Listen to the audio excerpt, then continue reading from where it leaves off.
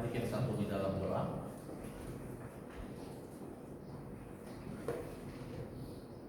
Ini kami anak-anak Tuhan, umat yang bersekutu bersama-sama di pagi hari ini, memuji memuliakan nama-Mu, dan saatnya kami untuk mendengarkan kebenaran firman-Mu pagi hari ini.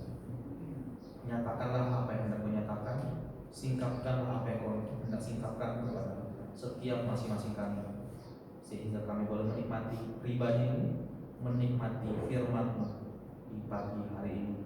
Terpujilah nama-Mu ya Allah. Di dalam nama Tuhan kami Yesus Kristus, Juru Selamat kami yang hidup, kami mengalaskan doa ini. Amin. Shalom, selamat pagi Bapak Ibu Saudara sekalian. Selamat pagi. Ya, di dalam ibadah kita pada pagi hari ini kita akan membahas satu tema. Slide selanjutnya, sebelumnya. Ya, ini tema kita pada pagi hari ini, yaitu the value of our worship. Nah, seperti yang Bapak Ibu Saudara tahu dan ikuti di dalam minggu-minggu sebulan ini, tema kita itu mengangkat tentang ibadah. Ya, di dalam sepanjang bulan ini kita membahas tentang ibadah. Karena itu sebelum kita akan lebih jauh membahas tema yang akan kita bahas pagi ini bersama-sama, saya hendak mengingatkan kita terlebih dahulu untuk hal-hal topik tema-tema yang dibawakan oleh hamba-hamba Tuhan sebelumnya. Di minggu pertama, Pak Roni, Pendeta Roni itu menjelaskan bahwa ibadah itu adalah panggilan, ibadah itu adalah undangan Tuhan kepada umat. Jadi Tuhan sendirilah yang mengajak, Tuhan sendiri yang memanggil, dan juga itu adalah anugerah dari Tuhan, itu adalah inisiatif dari Tuhan kepada umat. Jika kalau kita lihat di dalam kitab Keluaran pasalnya yang ketiga, ayatnya yang ke-20, ayatnya ke-12, itu bicara tentang panggilan Musa kepada Allah kepada Musa. Tuhan tuh bilang di dalam Keluaran 3 ayat 12, tanda bahwa aku panggil engkau adalah di gunung ini, umatku akan beribadah kepada aku. Nah, itu tergenapi di pasalnya yang ke-24, ya, di pasal ke-24, di mana akhirnya bangsa Israel keluar dari tanah Mesir dan mereka berkumpul di bawah kaki gunung Sinai itu dan beribadah bersama-sama kepada Tuhan, dan itu adalah ibadah komunal yang pertama umat Israel. Nah, ibadah itu juga sebagai penegakan perjanjian antara Allah dan umat, dan itu juga merupakan persekutuan antara Allah dan umat, dan juga umat dengan umat yang lainnya. Nah, dilanjutkan dengan minggu setelah itu oleh penginjil Valen dengan tema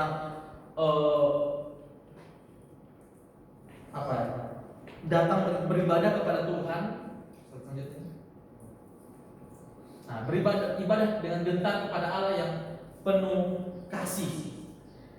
Tuhan yang memanggil itu adalah Tuhan yang kudus, sehingga umat datang dengan penuh kegentaran. Tapi Dia juga adalah Tuhan yang penuh kasih. Ya. Tuhan itu memanggil kita, Tuhan Sang Pencipta itu, Tuhan yang besar dan ajaib itu, serta penuh kemuliaan. Maka sepatutnya kita datang beribadah dengan penuh kegentaran. Tapi kita tidak bisa datang dengan enteng, ya. Di dalam Ibrani pasalnya yang ke-10, saya bacakan bagi kita. Ibrani pasalnya yang ke-10, ayatnya yang ke-22.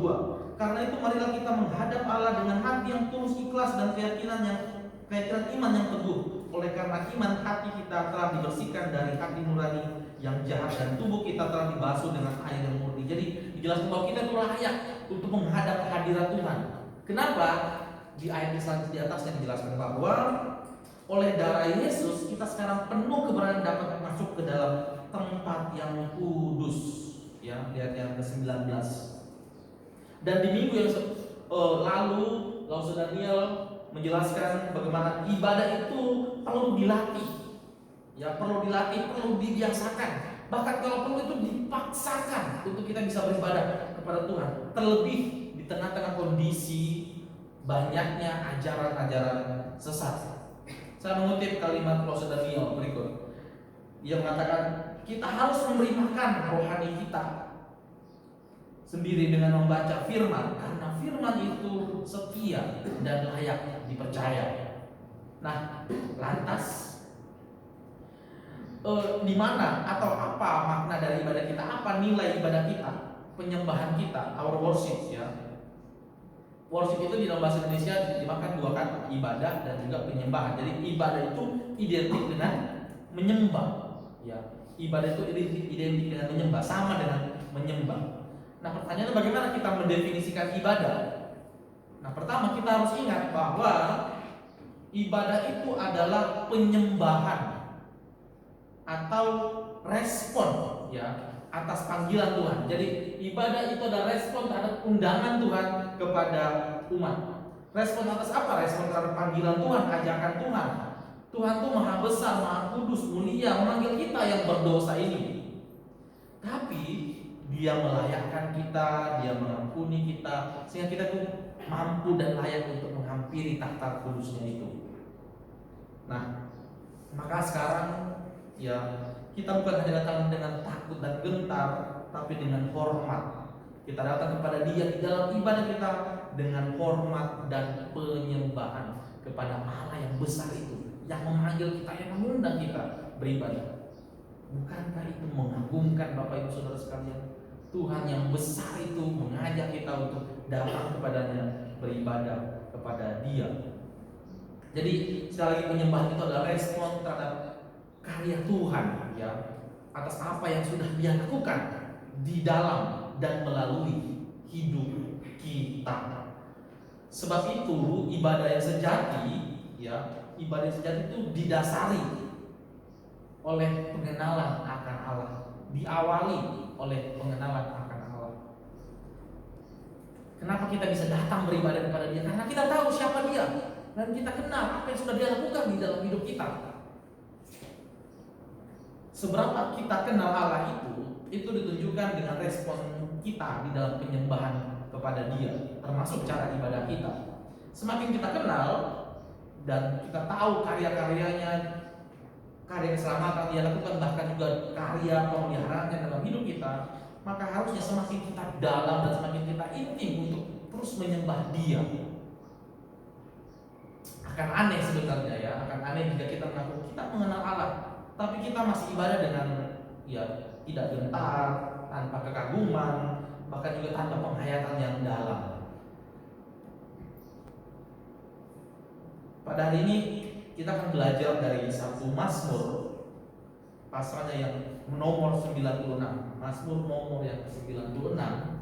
Kita akan belajar bagian ini untuk melihat value of our worship, ya, nilai dari ibadah kita. Apa yang menjadi nilai dari ibadah kita? Sebenarnya nanti ada dua Mazmur yang akan kita lihat dan pelajari, tapi kita akan banyak melihat kepada Mazmur yang pasalnya nomor 96 ini dulu.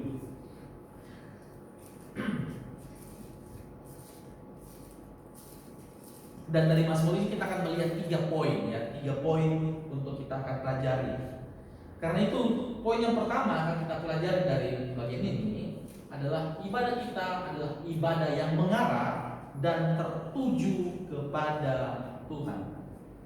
Jadi ibadah kita adalah ibadah yang mengarah dan tertuju hanya kepada satu pribadi, yaitu kepada Tuhan. Kalau kita lihat pasalnya, ayat yang pertama sampai ayat yang kedua, ya, nyanyikanlah nyanyian baru bagi Tuhan, menyanyilah bagi Tuhan, hai segenap bumi, menyanyilah bagi Tuhan, pujilah namanya, kabarkanlah keselamatan yang daripadanya dari hari ke hari. Salah satu ekspresi ibadah itu ditunjukkan dengan pujian, ya. Maka tidak heran kalau ibadah Kristen itu identik dengan pujian, nyanyi-nyanyian. Tapi perhatikan, ya, pujian itu ditujukan kepada satu pribadi, yaitu Allah. Kenapa? Karena ibadah itu bukan tentang kita, Ibadah itu bukan tentang saya, ibadah itu bukan tentang Bapak Ibu Saudara sekalian. Ibadah itu tentang Tuhan, ya. Ibadah itu tentang Tuhan. Maka sebenarnya di dalam bagian ini 3 kali, kurang ya, 3 kali dikatakan bahwa bernyanyilah bagi Tuhan. 3 kali diulang, bernyanyilah bagi Tuhan, bernyanyilah bagi Tuhan. Itu perintah, saudara. Itu bukan pilihan untuk kita memilih. Jadi itu, dan itu sifatnya tensis yang dipakai itu tensis present. Jadi itu dilakukan sekarang. Ketika besok pun dilakukan sekarang, berlaku untuk sekarang. Berarti itu berlaku untuk seterusnya. Bernyanyilah bagi Tuhan, bernyanyilah bagi Tuhan. Pujilah Dia, Dialah pusat dari ibadah kita. Ya. Seringkali kita punya konsep yang salah. Kita melihat ketika ibadah itu kita menempatkan diri kita sebagai pusatnya, sebagai sentralnya. Kita mau kita yang dipuaskan, kita mau kita yang disenangkan, kita mau kita yang disukakan melalui ibadah itu. Kita anggap kita pusatnya. Ya. Padahal di dalam ibadah itu kita itu partisipan. Kan kita diundang. Kita diundang, maka kita itu partisipan. Kita yang harusnya menyenangkan Tuhan. Tuhanlah pusatnya. Dialah yang harus disenangkan, Dia yang harus dipuji dan ditinggikan. Bukan kita, ya. Bukan kita. Ayat 6 di dari Mazmur itu dikatakan keagungan dan semarak ada di hadapannya, kekuatan dan kehormatan ada di tempat kudusnya. Kepada Tuhan naik suku-suku bangsa, kepada Tuhan sajalah kemuliaan dan kekuatan. Berilah kepadanya kemuliaan namanya. Sampai 8a. Seharusnya yang dipuaskan, disenangkan adalah Tuhan di dalam dan melalui ibadah yang kita lakukan. Jadi semuanya itu tentang Tuhan. Karena Dialah pusat dari seluruh ibadah kita. Dialah, Tuhan itu adalah pusat dari seluruh ibadah kita. Jika kita sadar, kita tahu bahwa Tuhan yang kita sembah itu adalah Tuhan yang teramat mulia, Raja yang berdaulat atas seluruh alam semesta, maka saudara, tidak mungkin kita akan datang beribadah kepada Allah itu yang tahu yang begitu mulianya. Kita akan datang dengan enteng, kita akan datang dengan biasa-biasa saja, kita akan datang dengan sembrono gitu di dalam peribadatan kita. Tapi kita akan beribadah dengan penuh hormat dan kekaguman. Ya, kekaguman kita adore Dia, kita mengagumi Dia, betapa Dia terlalu mulia, terlalu ajaib, dan karyanya di dalam hidup kita begitu mengagumkan. Maka itu ditunjukkan dengan cara dan ketika kita datang kepada Dia. Minimal yang ditransformasi itu adalah hati kita. Ya. Kita mau makin mengasihi Dia, kita mau makin memuji Dia, kita mau makin menyembah kepada Dia, kita mau makin rela mengabdikan diri dan hidup kita kepada Dia. Maka ya, kita perlu pikirkan, kita renungkan sejauh ini bagaimana kita di dalam beribadah kepada Tuhan, termasuk ketika kita memuji memuliakan Allah itu. Ya, memuji dan memuliakan Allah itu. Puji-pujian yang kita nyanyikan di dalam ibadah di sini adalah puji-pujian himne. Ya. Sebenarnya kalau kita renungkan, kita pikirkan, himne itu adalah puji-pujian yang penuh dengan pengajaran,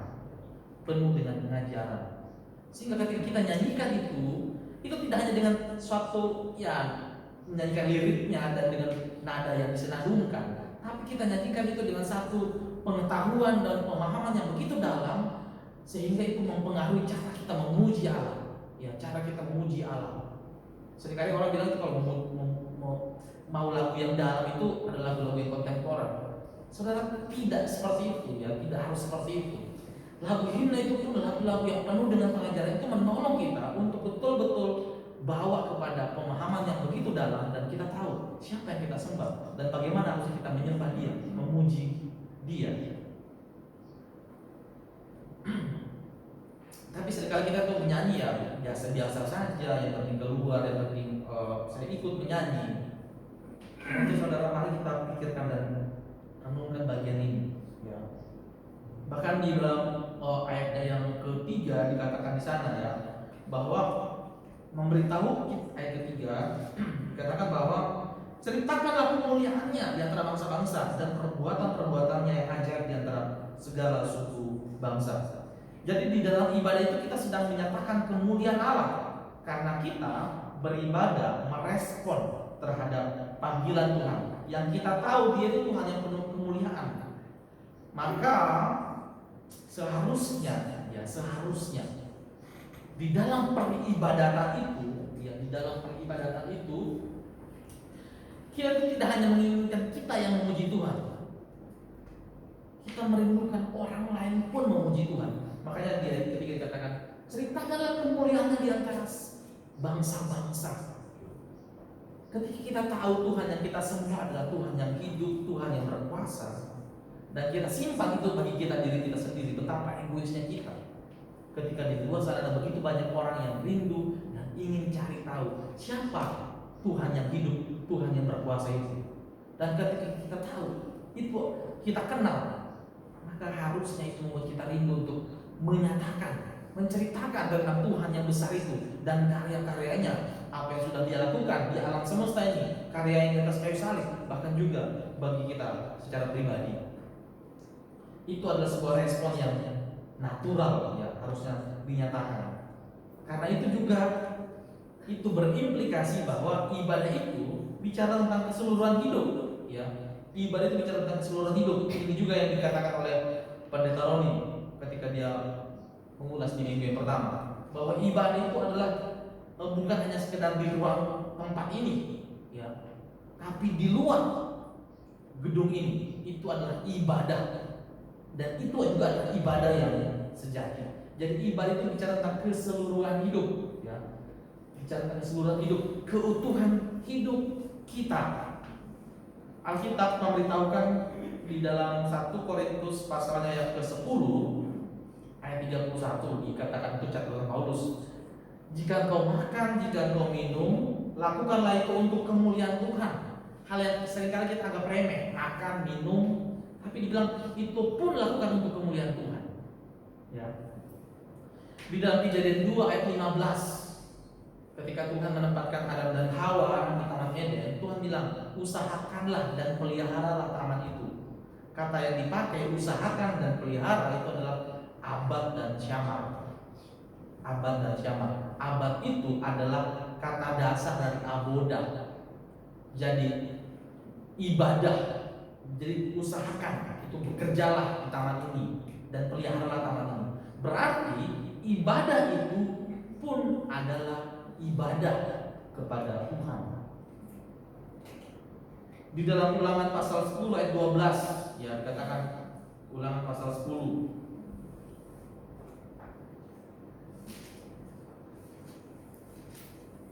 ayat 12, maka sekarang hai orang Israel, apakah yang diminta daripadamu oleh Tuhan Allahmu selain dari takut akan Tuhan Allahmu, hidup menurut segala jalan yang ditunjukkannya, mengasihi Dia, beribadah kepada Tuhan Allahmu dengan segenap hatimu dan dengan segenap jiwamu. Yang Tuhan inginkan itu seluruh hidup kita itu beribadah kepada Tuhan. Kita beribadah dengan segenap hati, segenap jiwa, keseluruhan hidup. Maka saudara, tidak ada lagi dalam hidup kita ini sakral, ini sekuler. Karena seharusnya semua hidup kita itu ditujukan kepada Tuhan dimanapun berada. Sehingga ada yang berpikir bahwa yang ibadah itu ya di tempat pelayanan, di gereja, itu yang suci, itu yang sakral. Tapi di luar sana ya kita tidak perlu untuk hidup menjaga kekudusan. Seharusnya seluruh hidup kita dimanapun kita berada itu pun adalah ibadah kita kepada Tuhan. Di ayat 4 dari Mazmur yang kita baca dari nomor 96 dikatakan ya, sebab Tuhan itu maha besar dan terpuji sangat, Ia lebih dahsyat daripada segala Allah.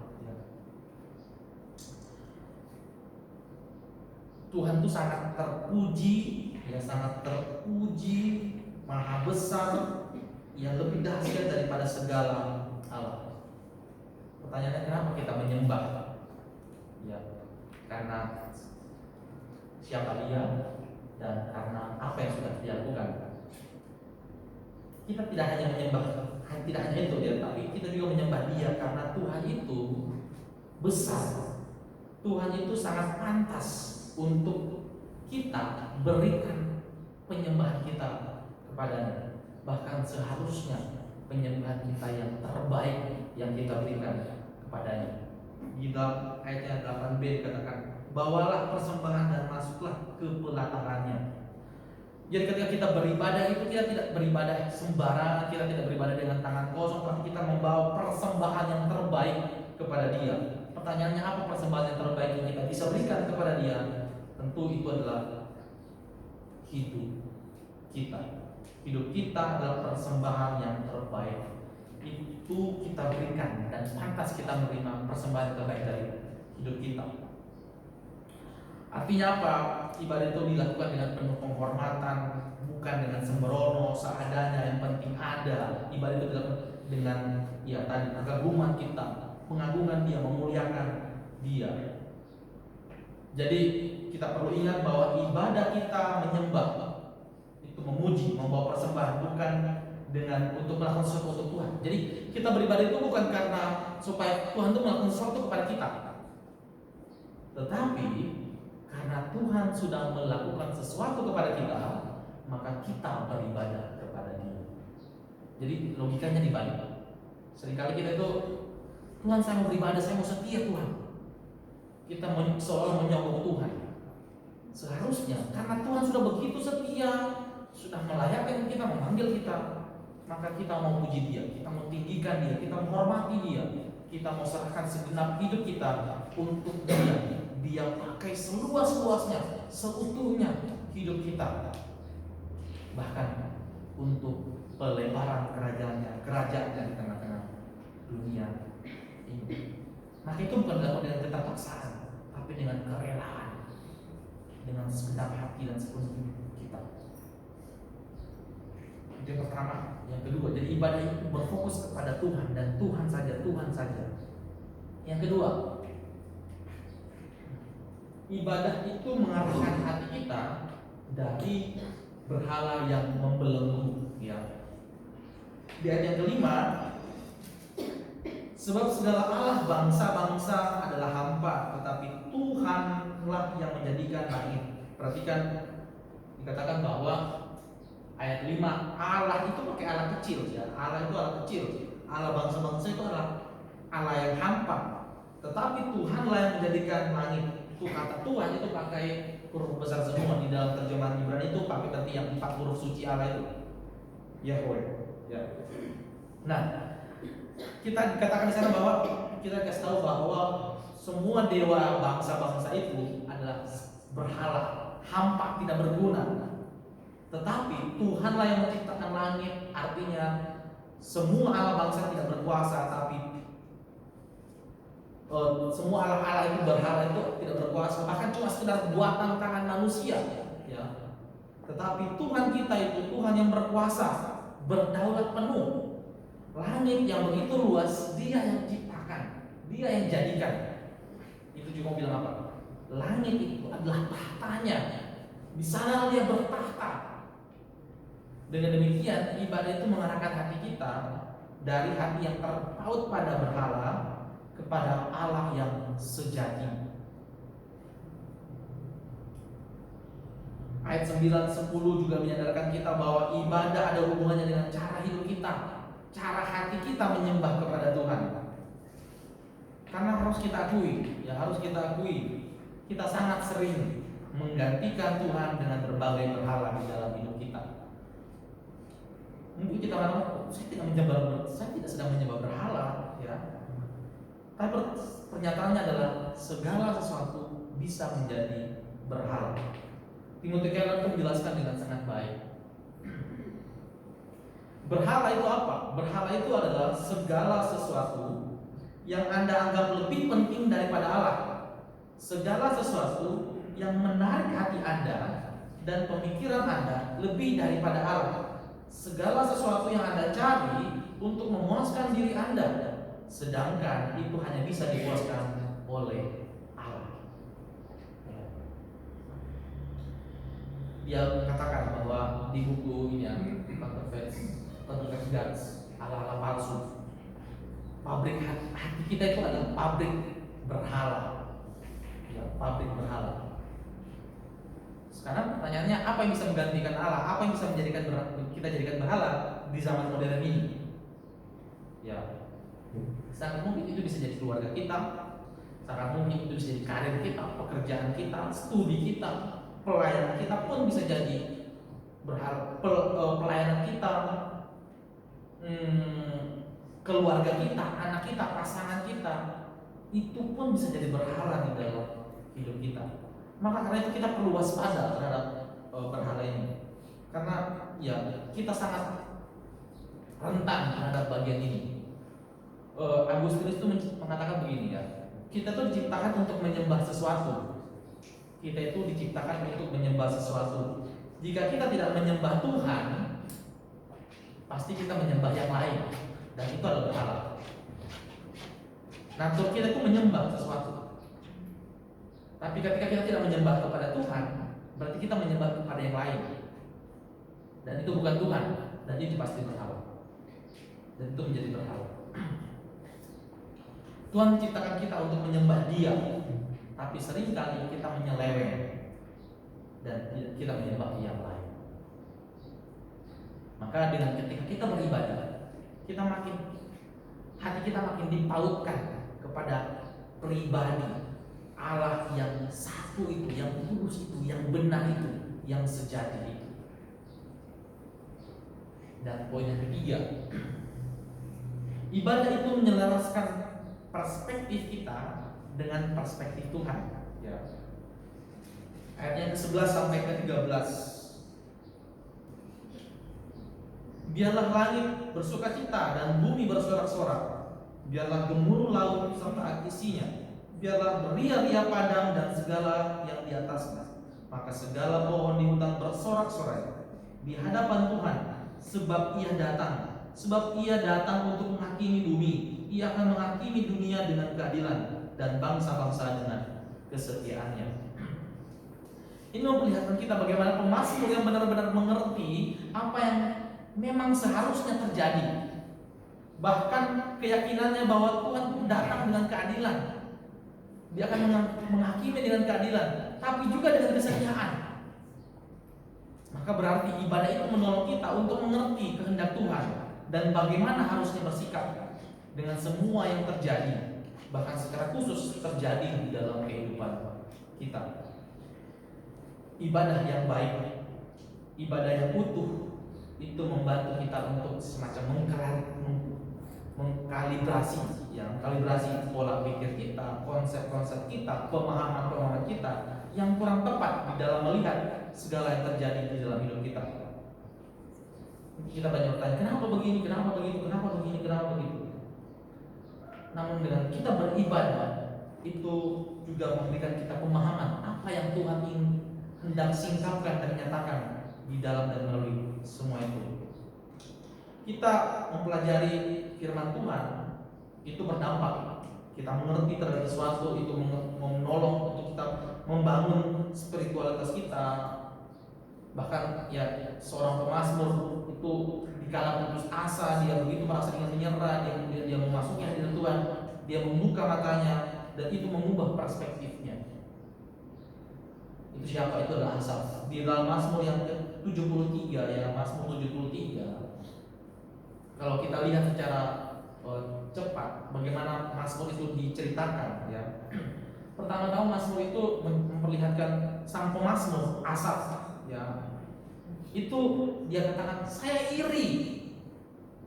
Saya iri. Iri kepada siapa? Saya iri kepada orang berdosa. Dia katakan, kenapa orang-orang berdosa itu bisa sombong?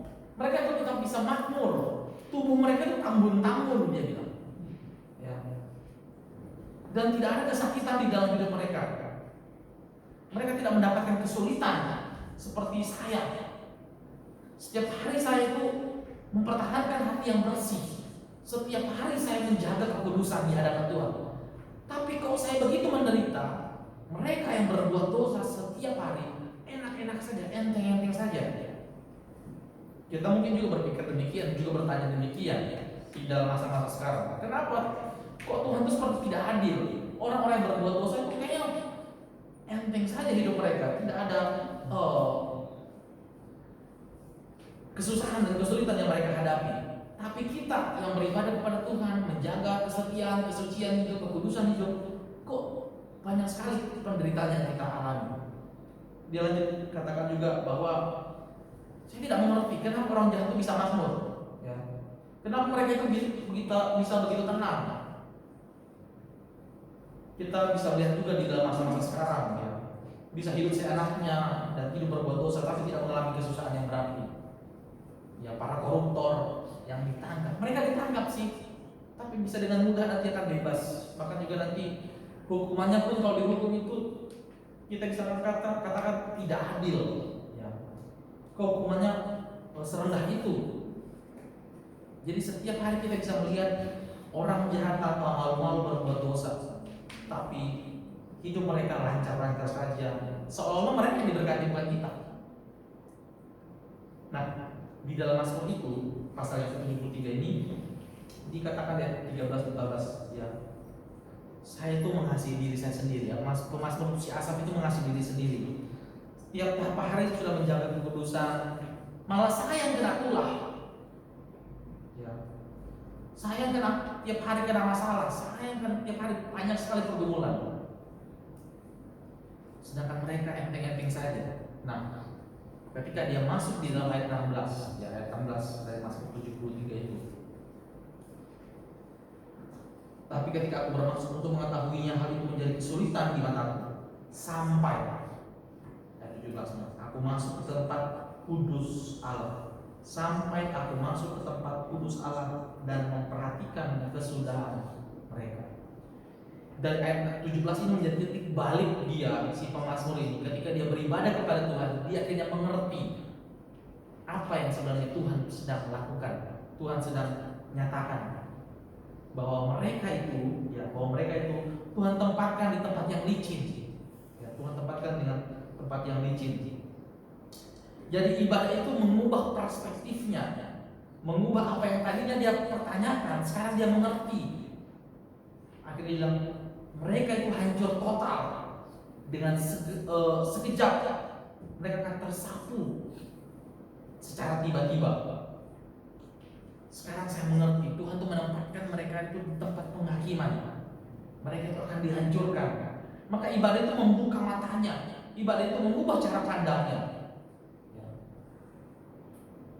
Bahkan di bagian selanjutnya dia katakan, ketika saya bersama-sama dengan Tuhan, Tuhan itu memegang tangan saya. Sekarang saya sadari, saya ingin selalu bersama-sama dengan Tuhan.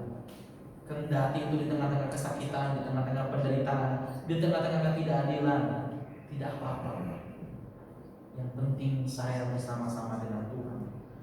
Ayat 24 dia katakan, ayat 25, siapa gerangan yang ada pada aku di surga selain engkau? Selain engkau tidak ada yang kuingini di bumi. Mazmur tetap menyatakan, hanya Tuhanlah yang kuinginkan. Di sini kita melihat ada perspektif yang berubah ketika dia datang kepada Tuhan, masuklah di dalam Tuhan. Dan akhirnya itu dia menikmati Tuhan lebih daripada yang lain. Ya. Dengan kata lain, dia mengatakan, Tuhan, engkaulah milikku, aku ini milikmu, dan biarlah saya puaskan di dalam kehidupan ini karena saya memiliki engkau. Tadinya dia begitu iri, kecewa, bahkan mungkin marah, tapi dia datang kepada Tuhan, di hadirat Tuhan dan beribadah. Dia menyadari nilai tertinggi di dalam ibadah itu adalah Tuhan sendiri. Ibadah sejati itu adalah ketika kita mulai menyadari nilai tertinggi dalam hidup itu bukanlah kenyamanan hidup, tetapi Tuhan itu adalah nilai tertinggi, dan dalam ibadah yang di dalamnya kita mengalami keintiman dengan Tuhan sendiri. Sehingga kita dapat berkata seperti Ayub, saya tuh dengar Tuhan dari orang lain, tapi sekarang saya dapat melihat Dia, saya dapat mengalami Dia. Jadi penderitaan itu bukan sekedar menghancurkan dia, tapi itu membawa dia untuk makin mengenal dan mengalami Tuhan. Kiranya ini pun juga membawa kita kepada pemahaman dan keyakinan yang demikian di dalam hidup kita, di dalam ibadah-ibadah kita. Amin. Mari berdoa. Tuhan, kami bersyukur karena Engkau boleh memanggil kami yang tidak punya kepantasan sedikit pun untuk beribadah kepada Engkau. Tapi kasih-Mu yang begitu besar memanggil kami, melayakkan kami untuk beribadah. Karena itu tolonglah kami untuk dapat merespon dengan benar ketika kami beribadah, ketika kami boleh menyambut panggilan Tuhan kepada masing-masing kami. Kami bersyukur kiranya juga di dalam ibadah kami makin menunjukkan seluruh ibadah kami hanya kepada Tuhan. Bahkan berhala-berhala yang ada di hati kami, di pikiran kami, di dalam kehidupan kami, itu makin kami hancurkan karena kami beribadah hanya kepada Tuhan. Bahkan perspektif kami yang salah makin diselaraskan dengan perspektif Tuhan sendiri. Terima kasih untuk benar firman yang boleh kami renungkan pada pagi hari ini. Kiranya Kau sendiri akan meneraikan melalui Roh Kudus-Mu bagi masing-masing kami di dalam kehidupan kami masing-masing. Di dalam nama Tuhan Yesus Kristus kami menyerahkan doa. Amin.